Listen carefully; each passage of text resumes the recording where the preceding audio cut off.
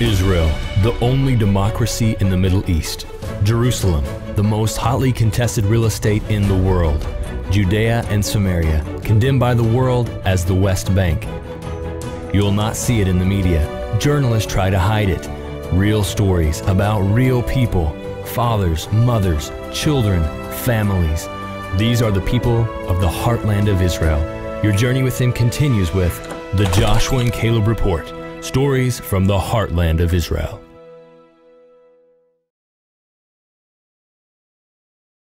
Avraham, it is awesome to be here with you this morning and to really just hear your story. I think you really have a phenomenal story, and there's so many parts of it. We can go into the athletic side of your life and all the way into unicycles and running and all this, and we'll get into that. But I really, just your story into even the professional world of the law and all these things that you've studied and really gone into. There's so many different parts, your family.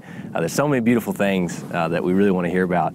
And I just want to start all the way back in the States. You didn't grow up here in Israel, and I really want to go back to those beginning days where you were molded, even as a young guy, growing up in the States. All right. So I was born in the States in Pennsylvania, and I was born to a Jewish family, religious Orthodox family, a small community in Allentown, Pennsylvania, and I was always connected to the community and connected to the synagogue, but we didn't have a greater feeling of people of Israel and land of Israel. And we had visited Israel a few times growing up and talked a lot about Israel, celebrated Israeli independence, but I didn't really get a real feel for it until I was 18 years old. And like a lot of my peers, we decided to go to yeshiva in Israel, spend a year studying Torah, and my plan was to spend this year, go back to university, settle down in the States. And I came to the land, and I was just very excited by everything I saw. And not only did I experience the land, I met the people. And I felt like the Torah that I was learning in the land was unique. It was different. I was learning a different message. I was learning the importance of the land to the people. And I was learning about the connection to the land, and I was able to experience the land, walk in the place that my forefathers walked, and really feel a connection to the land. And I said to my parents, listen, I need another year. And 1 year turned into 2 years. And after 2 years, I said to my parents, you know, I'd like to come home, back to the States, but the problem is I fell in love.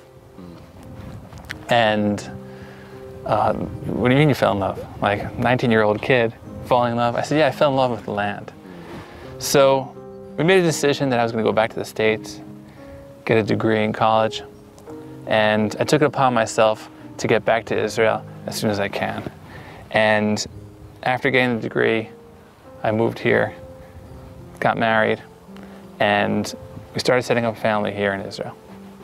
Wow, so wait a second, so you came from the States, obviously, you moved from the States here to Israel.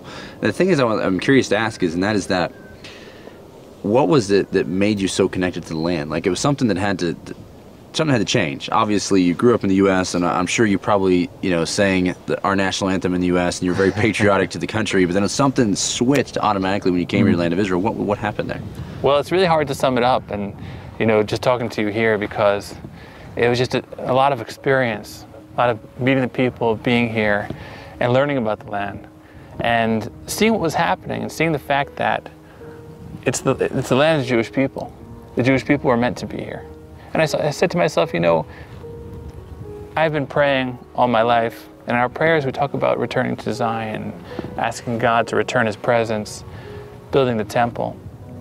And here I had the opportunity to fulfill this myself. A lot of the prayers, we don't just sit back and relax and we wait for God to fulfill the prayers. We ask God to give us wealth, but we don't, we also go out and we work, we get a job to support our family. It's not enough just to sit back and pray, and I felt the same thing about being in the land of Israel. We can pray for the redemption. We could pray for returning all of the Jewish people back to the land, but how can I consider myself praying properly if I have the ability to move here? And I don't take that opportunity. For thousands of years, going back to my grandfather in Europe, to my great-grandparents who perished in the Holocaust. They didn't have this ability that we have nowadays. We have this ability to come here, to make this move. You know, there might be some hardships along the way, but now it's easier than ever before. And we've been given this gift that we can come back to our land. This very land that Abraham was promised. When he talked to God, God said, this is going to be your land, it's going to be your children's land. We have this great present. Who am I to turn it down?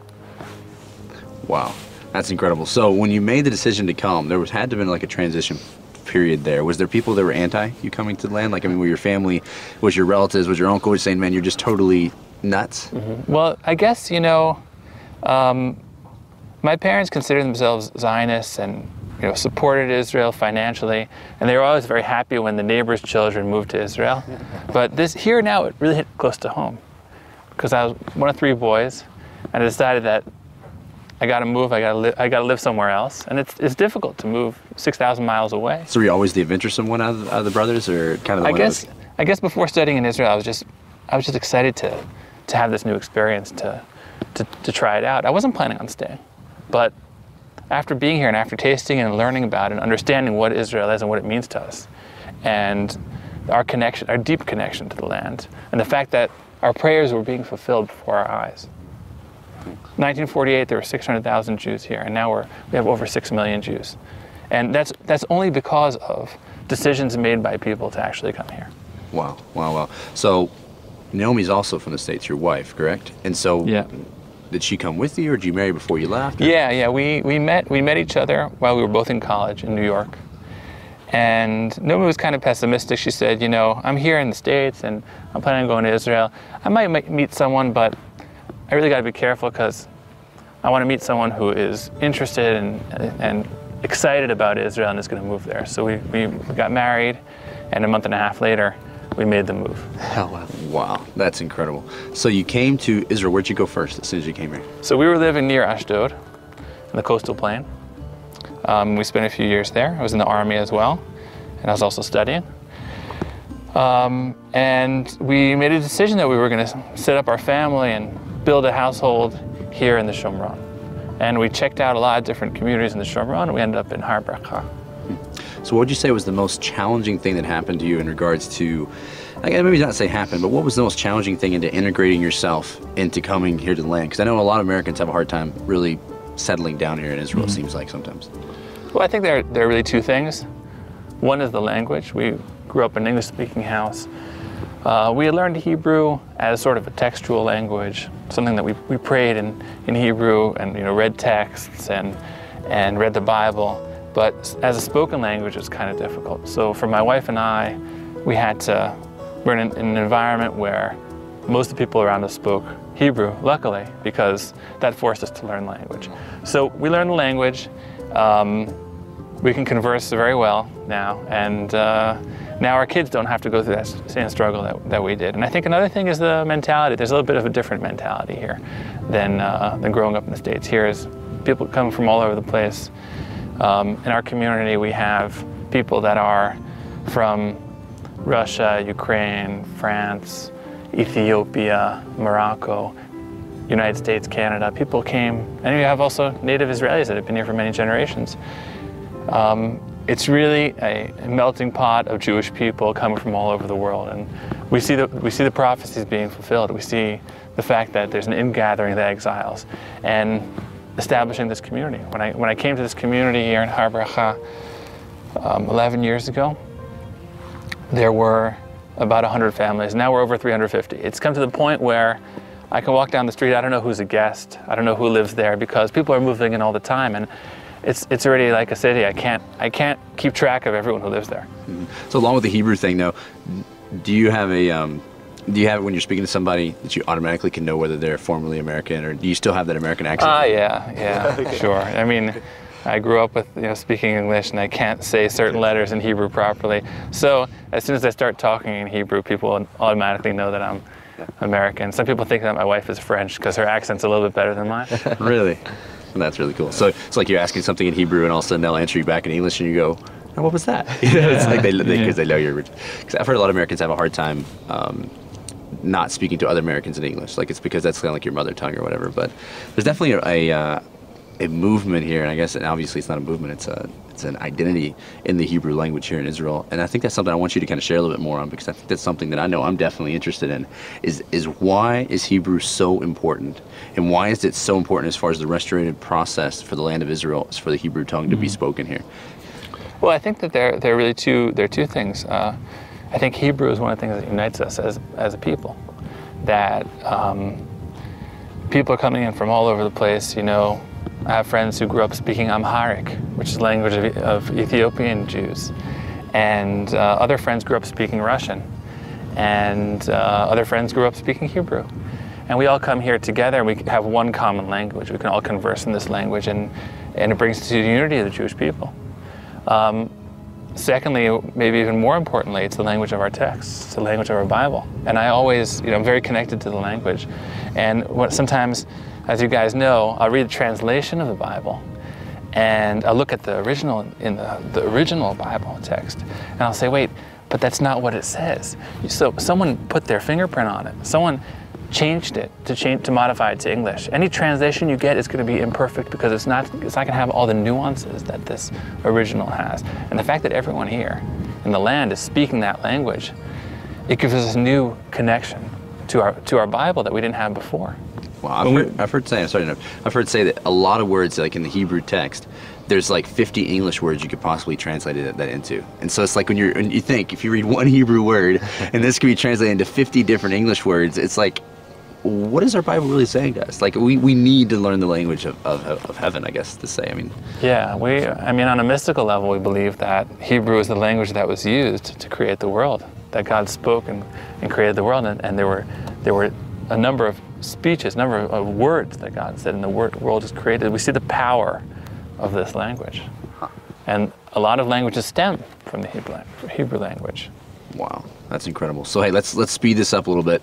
You've came to Israel, you're establishing a home here. I want to hear a story, because I know you and your wife kind of had a traumatic experience when you first came here, that you were kind of hesitant about even telling your family back home, because you're like, don't be worried about it, everything's okay. But yeah, share that story with us. Yeah, okay. It was in Jerusalem, and there's a lot of tension around the Temple Mount. And back then there used to be a politician, a right-wing politician named Ariel Sharon. And at that time he was very right-wing, and he decided he was going to go up to the Temple Mount to show, as we should show, the connection of the Jewish people to the Temple Mount. This is the place of our temple. We believe, according to our tradition, it's the place that the world was created from. It's mentioned a number of times throughout the Bible. We have a tremendous connection to the land, and unfortunately now the situation is, it's a house of prayer for everyone except for Jewish people. Jewish people are not allowed to go up there and pray. We can go up there and visit, but we can't go up there and pray. Our temple is no longer built, and we believe that part of the redemptive process will involve the rebuilding. And one Friday, what's called the Second Intifada started, and that was the Friday after Ariel Sharon had visited the Temple Mount. And my wife and I were on the way to relatives in the Old City in Jerusalem, in Ir David. And on the way, we saw that there was something going on. There was a lot of traffic. We saw a bunch of people that had blood on their clothing. And I said, there must be some sort of traffic accident. I saw ambulances. And the next thing I know, I see a huge rock being hurled towards me through the windshield. And then I lost it. I lost all my memory. I don't remember what happened next, but I know I got hit in the face. And the next thing I remember is I was in the car, and my car had hit into a pole. The airbags had deployed, and I saw blood all over the place. And then I remember people climbing on the hood, breaking through the windows, hitting me with rocks. And the next thing I remember is actually being in the hospital. Waking up, doing some sort of CAT scan, and x-rays to my head. And at the end of the day, I had a broken nose, stitches in my head, bruises all over my body. And apparently what happened was I was taken out of the car, I was thrown on the road, I was beaten, I was kicked. And my wife's arm was broken. She was trying to protect my head. People were coming at me with rocks in their hands and hitting me, and she got hit by one rock, and that broke her arm. So she was in cast for a while. And luckily there was an ambulance at the time, and we were right next to the Temple Mount when it happened. We were right in the Old City, right outside the Old City. right at the holiest place, and I said to myself, this is the holiest place that, you know, Jewish people have been longing for, have been fighting for generations, and we're still fighting for it. And we still want to return to it. And sometimes, you know, if I had to lose blood, if I had to get injured anywhere in Israel, this is probably the best place that it would happen. Because it's such a holy place, we're so connected to this place. Luckily, we're all better. We got over everything. My wife's arm healed, I healed. It didn't stop us. We didn't think once about going back to the States. We didn't think once about our connection to the land. Our connection to the land is so strong. It's maybe even stronger now than it was before. Wow, so from that moment on, there had to have been something that changed in your thinking. Like, I mean, because in some ways, I don't know, when you go through a traumatic experience like that, something shifts. And so I was curious to hear from you, like, did anything change in your perspective in regards to your zeal for the land or your understanding of what's really happening here in the land of Israel in any way? Well, my understanding is that everything is happening for a reason, and this is the land, according to our tradition, that God's eyes are constantly watching. And since that happening, there's been a lot of talk and a lot of discussion about Temple Mount, about Jerusalem, about land, about who's the owner of the land, about the conflict with the Palestinians. I don't have any quick, easy solutions. But what I understand is this is something that we're so connected to, there's such a part of us that another nation in the world has been detached from their land for so long and then returned to the land in such great numbers. And when I look around here, I see the positive. I see the communities being built on the hilltops, and it just encourages me. And after that unfortunate attack, there have been a lot of other attacks. A lot of other friends, a lot of people that I know were hurt and even worse. But we keep on building. We keep on staking our claim to the land. I think what we're doing here in Har Bracha is extremely important. I think the fact that we're here, showing that this land is ours, building this community, living Torah lives, I think this is something that I'm very happy to be part of. Wow, that's awesome. So I think I want to take this thing another direction here for a moment, and that is that you're talking about restoration of the land, restoring these mountaintops. What about restoring the family? I think you're a family man. You have a beautiful wife, Naomi, and how many children do you have now? 6 kids. 6 children. Wow. So go ahead and tell us all their names and okay. What they mean. I want to hear what they mean too. This will be kind of fun. My oldest son's name is Emmanuel, which means God is with us. It's something that we were feeling at the time that he was born, and that we feel, you know, God is with us in our struggles, in our happy times, in our difficult times. Our second is a girl named Shalhevetya, and she's around 8. Shalhevetya means the flame of God. It's taken from the Song of Songs, chapter 8. After her comes Nestia. Nestia means miracle of God. And she is 6 years old. She's in 1st grade. After her is Matanya Simcha. He's our second boy. And he is 4 years old. Matanya means a gift of God. Our next one, our fifth, her name is Halali. Halali means give praise, and it's from the book of Psalms. And our newest is a half-a-year-old. Her name is Tagil. Tagil means to rejoice. Wow. This is awesome, Avraham, just to hear your story of coming from the States and rooting yourself here, and just all the depths that you've gotten into. We didn't necessarily get into your sports life and all these things, but there's awesome connection to you and here in the land, and where you're running, you're getting to know the land in a really awesome way, as well as working. You're working the land. You're doing things. You even got your own little place behind your house where you're testing out things, and you know, you got your own olive trees, and you know, you're connected to the land. You're a man that's connected to the land. And you're working, you know, in business and all these things, but I just think it's beautiful what you're doing, and all the all that you're putting yourself to, just to really be a part of the restoration of the land of Israel. And I just think it's phenomenal, all that you've given, and just giving up stuff to actually come. You set yourself out, and you said in the beginning days, it's hard to disconnect yourself from the United States and come here in those hard times that you had, but you've really created something here, and we really see the benefit of what you're doing, and it's the whole community. That you said there's millions of people now that have taken that path that you took to come and make that aliyah, to come up to the land of Israel, to establish the land. And I just really am inspired by your story. But I have one last question for you, and I want to know, what are your dreams? You've seen a lot of things happen here, but what are your dreams for the future? Well, I guess this ties into the prayers that we say. We pray every day. We mention the rebuilding of Jerusalem. And I think that, people over the last 60, 70 years have given a lot of sacrifice for the land. I think now is the time that we have to focus on Jerusalem. We're already, so many people here in this land, so many Jewish people. Jerusalem, we have to really stress how central it is to the Jewish people.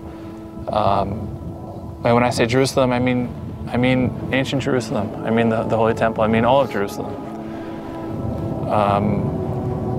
We have to raise awareness about Jerusalem, about its building, and hopefully spread our message throughout the whole world. The message that what's happening here is real. That there's a real return of Jewish people to their land. And that's something that we're a part of, something that I'm very happy to be a part of. My dream is to have my children take this path, continue in settling the land. And I think that, everyone who lives in the land of Israel is very important and is doing a great thing. And I think especially on these hilltops here, that this is land that some people deny the connection of the Jewish people to the land. Whether it's Jewish people or Israelis that deny this connection, or our neighbors are in the Arab world that don't want any connection of any Jewish people to any part of the land, we have to stress that we are deeply connected to this land. We're walking in the paths of Abraham. We're connected to God. We're reading the prophecies. We're seeing them being fulfilled. We see the grapevines that you guys work on. We see the fruit coming out of the land like it's never been coming out before. And we're encouraged. And our message to the world is, there's something real happening here. And there's something that's never happened before. Where else in the world do you see these miracles happening? Where do you see prophecies being fulfilled if not here? And we want to be part of this. We want our children to be part of this. And I'm calling on all my friends, all Jewish people from around the world, to come here.